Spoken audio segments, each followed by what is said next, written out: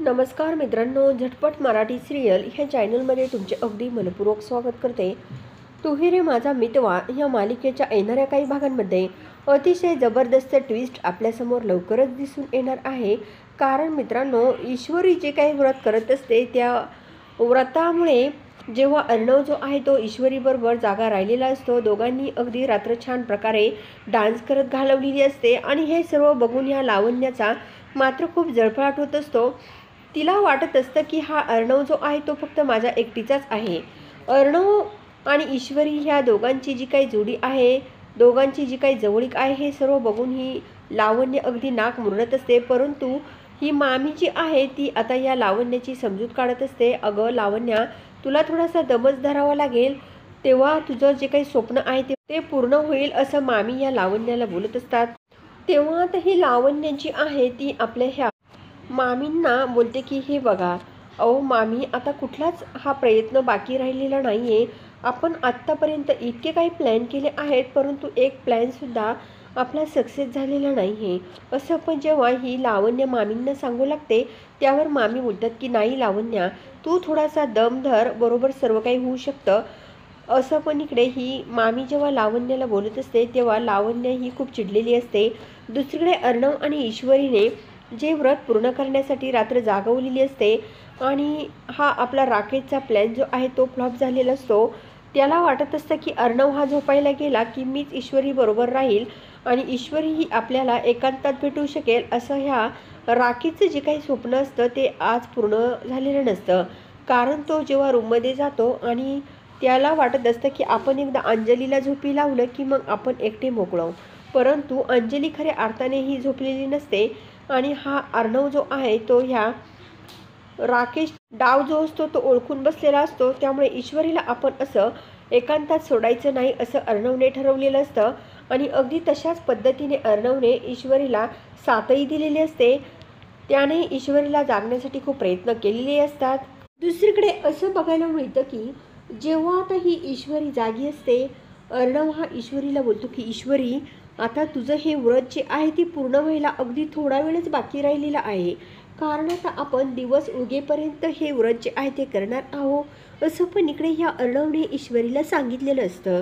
आणि तेव्हा ईश्वरी ही अर्णवकडे बघत असते आणि ईश्वरी जेव्हा अर्णवकडे बघत असते तेव्हा दोघे एकमेकांच्या डोळ्यामध्ये नजर घालून एकमेकांकडे जे बघत असतात तेव्हा दोघांनाही खूप आनंद झालेला असतो. अर्णव सुद्धा ईश्वरीवर तितकाच खुश असतो, कारण ईश्वरी ही अर्णवच्या हळूहळू खूप जवळ येत असते आणि दोघेही खूप खुश असतात. दिवाळीचं घरामध्ये जे आनंदमय वातावरण असतं त्यामुळे आता इकडे अर्णव आणि ईश्वरी खूप एकमेकांच्या जवळ आलेले असतात आणि ईश्वरी ही अर्णवला आता उठणंसुद्धा अगदी प्रेमाने लावणार असते.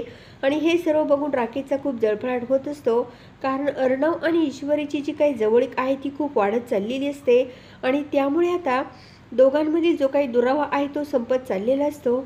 आणि ह्या अर्णवचं जे काही आपल्या ईश्वरीवर जे काही प्रेम असतं ते तर ईश्वरीला कळून चुकलेलं असतं की खरोखर अर्णव सर माझ्यावर खूप प्रेम करतात.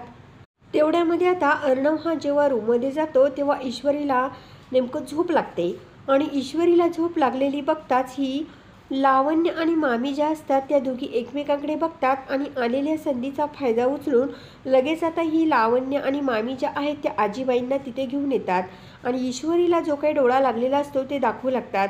परंतु मित्रांनो, तेवढ्यामध्ये अर्णव तिथे येतो आणि अर्णव ह्या आजीला बोलतो की अगं आजी, तुला माहीत आहे का, मी स्वतः ईश्वरीबरोबर हे व्रत करण्यासाठी जागलो आणि आता काय झालं, मग थोडासा ईश्वरीला जर डोळा लागला तर त्यात कुठे काय कमी पडलं, असं पण इकडे हा अर्णव आजीची समजूत काढू लागतो.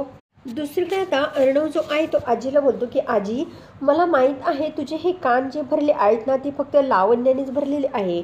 कारण लावण्य ही कशी आहे मी काय आज नाही ओळखत, लावण्याला खूप दिवसांपासून ओळखतो, त्यामुळे लावण्य ही कशी आहे हे मला चांगलंच माहीत आहे, असं अर्णव या आजीला बोलतो.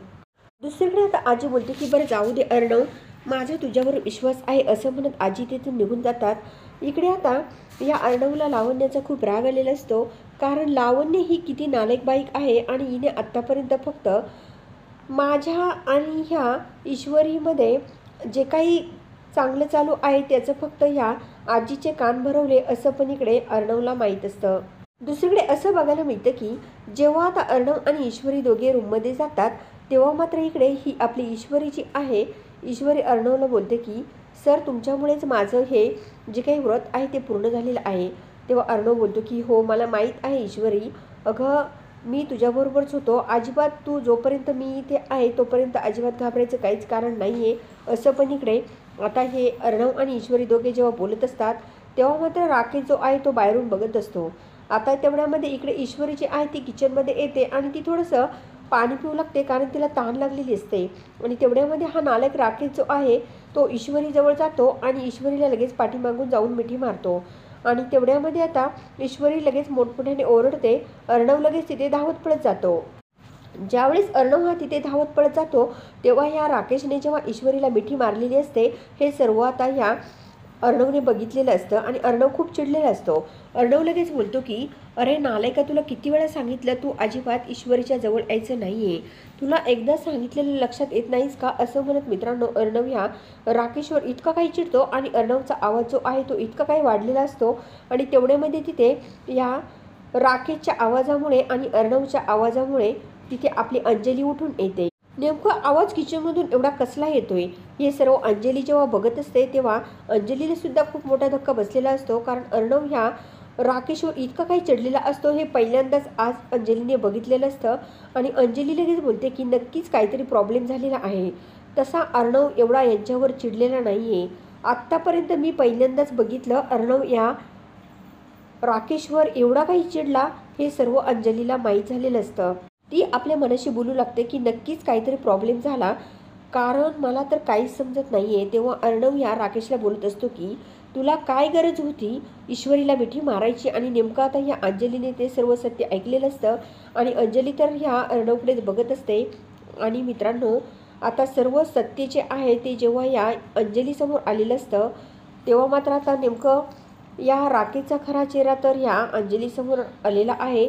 कारण किचनमध्ये जे काही सत्य घटना झाली आहे त्यामुळे राकेशचा खरा चेहरा या अंजलीसमोर आलेला आहे. आता नेमकं पुढे काय होणार हे बघण्यासाठी चॅनलला जरूर सबस्क्राईब करा, लाईक करा आणि व्हिडिओ बघितल्यामुळे तर अगदी मनापासून धन्यवाद.